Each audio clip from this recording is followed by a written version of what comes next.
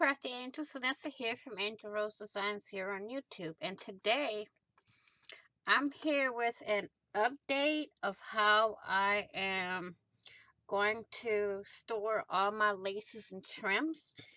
If y'all remember my last video on Let's Get Organized, I have these labels here. And what I did was I usually would write like gold lace, floral gold lace trim or something like that with scalloped edge or whatever, and slip it in my little, you know, thing here, my little pouch. But today, as I was working on my room, I came up with another idea. And that idea is to take my hot glue and put it right on the label. That way I can just take it when I need to use it, right? Put the piece on there, right? Make sure it's stuck on. It's nice and cozy on the label. I'm trying to take the excess glue that I pulled off of there, off my finger. And I just pull up the label here, stick it on here on my little pouch.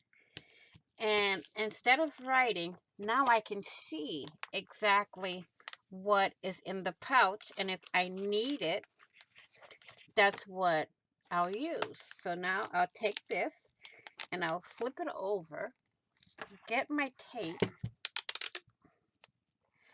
and just tape this shut right here, right? So there you are. Now you know from the top what is in the little pouch here, right? So you don't have to write like gold floral lace trim with scalloped edge on the label here. You already have it right here.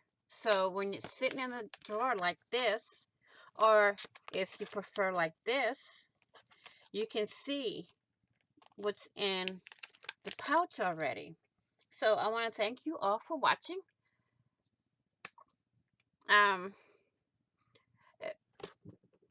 if you haven't already, what are you waiting for? Hit the big red subscribe button down below and subscribe, and don't forget to hit the notification bell to get notified of when I upload new content. Also, please be kind, be blessed, take care, be safe, be crafty.